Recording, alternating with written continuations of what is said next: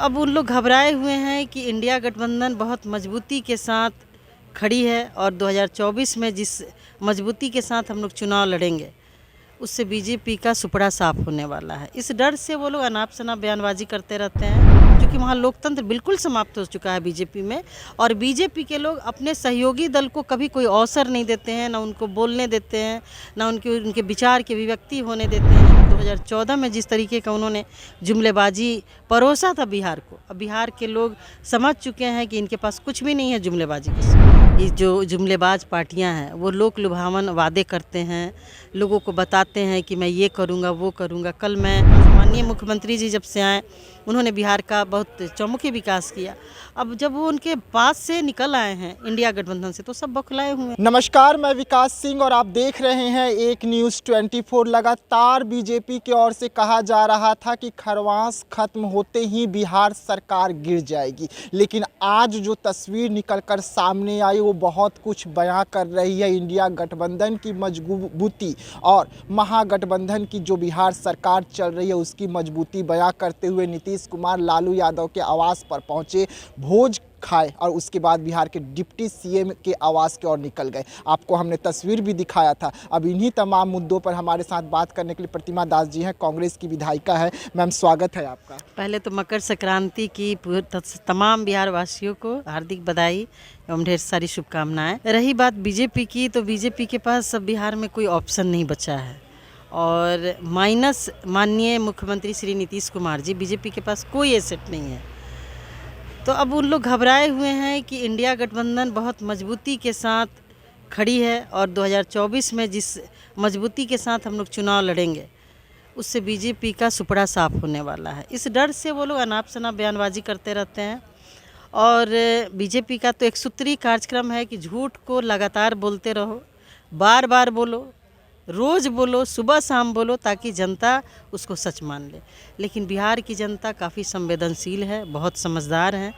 वो सब जानते हैं बिहार के लोग कि भाजपा का एक सूत्री कार्यक्रम है सत्ता में बने रहना, लोकतंत्र को समाप्त करना। लेकिन जिस तरीके से बीजेपी आरोप लगा रही थी कि महागठबंधन में कुछ ठीक नहीं चल रहा, इंडिया गठबंधन में नहीं चल रहा, लेकिन आज जो तस्वीर निकल के आई तो कहीं ना कहीं बीजेपी को इशारा मिल गया कि सब ठीक है बिहार में भी और इंडिया गठबंधन में भी। देखिए, बिहार नहीं, पूरे इंडिया गठबंधन इंटैक्ट है और बहुत मजबूती के साथ खड़ा है एक दूसरे के सपोर्ट में। सबसे बड़ी बात है कि जहाँ पर विद्वान होते हैं बातचीत वहीं होती है। लेकिन बीजेपी में देश में 60-62 पार्टियां हैं, राजनीतिक पार्टियां हैं, जिसमें 28 पार्टियां इंडिया गठबंधन में हैं। बाद बाकी सभी पार्टियां तो बीजेपी के साथ है, एनडीए में है। लेकिन कोई जानता है कि कौन सी पार्टी है, क्योंकि वहाँ लोकतंत्र बिल्कुल समाप्त हो चुका है बीजेपी में। और बीजेपी के लोग अपने सहयोगी दल को कभी कोई अवसर नहीं देते हैं, ना उनको बोलने देते हैं, ना उनके विचार की अभिव्यक्ति होने देते हैं। वो जो चाहते हैं अपने विचारों को अपने सहयोगी दलों पे थोपते हैं और वही चीज़ उनको खटक रहा है कि माननीय मुख्यमंत्री जी अब चले गए इंडिया गठबंधन में, तो अब हमारा क्या होगा। तो बीजेपी में कोई ऐसा लीडर नहीं है। और माननीय मोदी जी जो देश के प्रधानमंत्री हैं, 2014 में जिस तरीके का उन्होंने जुमलेबाजी परोसा था बिहार को, अब बिहार के लोग समझ चुके हैं कि इनके पास कुछ भी नहीं है जुमलेबाजी के सिवा। कन्वेनर पर बात में लटक रहा है। लालू जी का नाम नीतीश जी आगे कर दिए थे, लेकिन और तमाम पार्टियां कह रही थी कि नीतीश जी बने। ये मामला कब तक सुलझ जाएगा? देखिए, इसमें कोई बहुत बड़ा मुद्दा नहीं है। सब लोग बैठते हैं, हर मीटिंग में बात होती है। कन्वेनर हो, नेता हो, सब लोग सूझबूझ वाले लीडर हैं और सूझबूझ के साथ हम लोग चुनाव लड़ेंगे। जैसे ही हमारे कन्वेनर का चुनाव होगा आप लोग को पता चल जाएगा। वैशाली जिला से आप आते हैं। वैशाली जिला में कल चिराग पासवान का बहुत बड़ा कार्यक्रम है। बताया जा रहा है कि जन सैलाब उभरेगा। चाचा भी कुछ दिन पहले किए थे, वो भी दावा कर रहे थे कि जन सैलाब उभरेगा। इसे कैसे देख रही है कांग्रेस, क्योंकि आप भी वैशाली जिला से हैं? देखिए, सब पार्टी अपने पार्टी को मजबूत करने की कोशिश करती है। चुनाव के टाइम में ये जो जुमलेबाज पार्टियां हैं वो लोक लुभावन वादे करते हैं, लोगों को बताते हैं कि मैं ये करूँगा वो करूँगा। कल मैं कोनहरा घाट गई थी, एक वर्कर की माताजी का स्वर्गवास हो गया था, तो हम तो आप लोग को भी कहेंगे कि एक बार जा कर के आप कोनहरा घाट देखें जहाँ अंतिम संस्कार होता है। तो हाजीपुर से लगातार लोजपा के द्वारा प्रतिनिधित्व किया गया, माननीय पासवान जी, उसके बाद पारस जी, उसके बाद अभी भी लोग ताल ठोक रहे हैं कि हाजीपुर से हम चुनाव लड़ेंगे। लेकिन हाजीपुर की स्थिति जो नारकीय बनी हुई है, सिर्फ जिला ही नहीं सभी विधानसभाओं में कहीं कोई एमपी साहब का योजना नहीं दिखाई देता है, एमपी साहब कहीं दिखते नहीं हैं, पदाधिकारियों से उनका पता नहीं क्या है, नहीं हम नहीं जानते हैं। लेकिन वैशाली जो गणतंत्र की धरती है, महात्मा बुद्ध की धरती है, महावीर की जन्मभूमि है, आप इन करिएगा तो आपको वो कहीं कुछ नहीं दिखता है जिससे आपको लगे कि हम एक गणतंत्र की धरती पर प्रवेश कर रहे हैं।